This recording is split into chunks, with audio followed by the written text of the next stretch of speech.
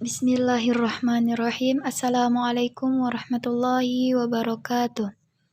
Saya yang bernama Kiki Juliana, NIM 1204022703. Yang terhormat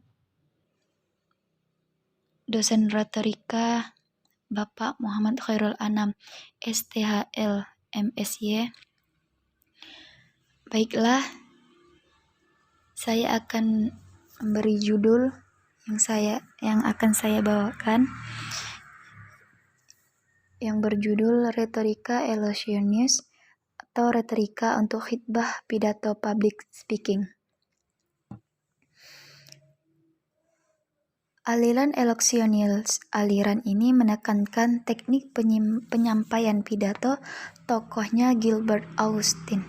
Ia memberi petunjuk praktis menyampaikan pidato, yaitu pembicara tidak boleh melantur, mengarahkan matanya langsung kepada pendengar, dan menjaga ketenangannya. Ia tidak boleh segera melepaskan seluruh suaranya, tetapi mulailah dengan nada yang paling rendah dan mengeluarkan suaranya sedikit saja. Hal ini perlu dilakukan untuk mendiamkan gumaman orang dan untuk menarik perhatian mereka.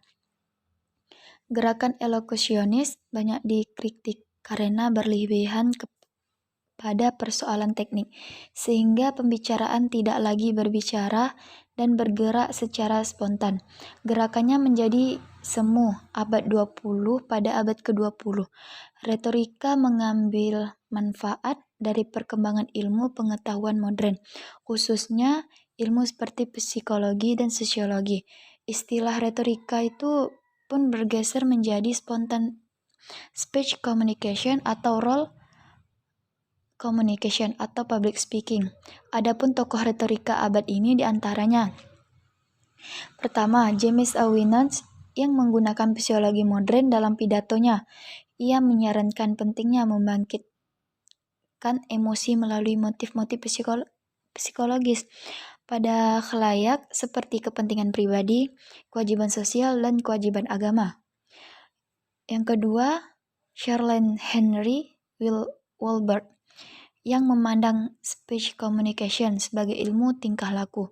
Proses penyusunan pidato adalah kegiatan pengorganisasian. Pandangan Wilbert tentang pidato adalah bahwa pidato merupakan ungkapan kepribadian. Logika adalah dasar utama persuasi. Penyusunan persiapan pidato harus teliti tujuannya, mengetahui khalayak dan situasinya, menentukan posisi yang cocok dengan khalayak dan situasi tersebut, memilih kalimat-kalimat yang dipertalikan secara logis. Yang ketiga, William Northwood Brigance yang menekan pada faktor keinginan sebagai dasar persuasi. Prinsip penyesuaian pidato. Pada dasarnya saat ini banyak sekali jenis pidato yang populer baik di kalangan remaja hingga orang tua, di mana semuanya menggunakan gaya dan tujuan retorika yang sangat kompleks. Namun pada intinya prinsip dalam penyusunan pidato sama satu sama lainnya, hanya dalam pembawaannya saja yang berbeda. Beda tergantung pada siapa yang membawakannya. Baru kesatuan unity. Penyusunan pidato terdiri tujuan, isi, kandungan, dan bagaimana sifat dari pesan pidato tersebut. Dalam hal tujuan, sebuah pidato harus memiliki satu tujuannya pasti dan jelas. Aristoteles yaitu pernah membandingkan komposisi sebagai satu tubuh. Seluruh gubahan harus merupakan kesatuan yang tidak hilangnya.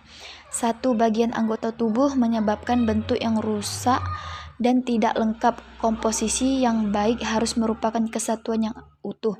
Ini meliputi kesatuan dalam isi, tujuan, dan sifat. Dalam isi harus ada gagasan tunggal yang mendominasi seluruh uraian, yang menentukan dalam pemilihan bahan-bahan penunjang. Bila temu kita ialah pembuktian ada Tuhan secara filosofis. Pertama, ikuti perkumpulan. Saya belajar public speaking dari mengikuti perkumpulan atau organisasi yang ada di sekitar saya. Jadi, selama saya menjadi mahasiswa, saya aktif dalam berorganisasi sehingga di sana banyak peluang yang bisa saya lakukan dalam berorganisasi. Dalam belajar public speaking, contohnya misalkan seperti bisa memberi argumen dan opini pada saat rapat, bisa menjadi MC pada saat mengadakan kegiatan, dan masih banyak lagi peluang lainnya. Yang kedua, perbanyak latihan. Saya belajar public speaking dengan cara latihan. Biasanya di pagi hari sebelum saya mandi, saya melakukan latihan belajar berbicara. Ini memang terkesan aneh, tapi ya inilah cara saya belajar, dan setelah saya rutin melakukan hal ini, saya merasakan dampak yang luar biasa dalam public speaking.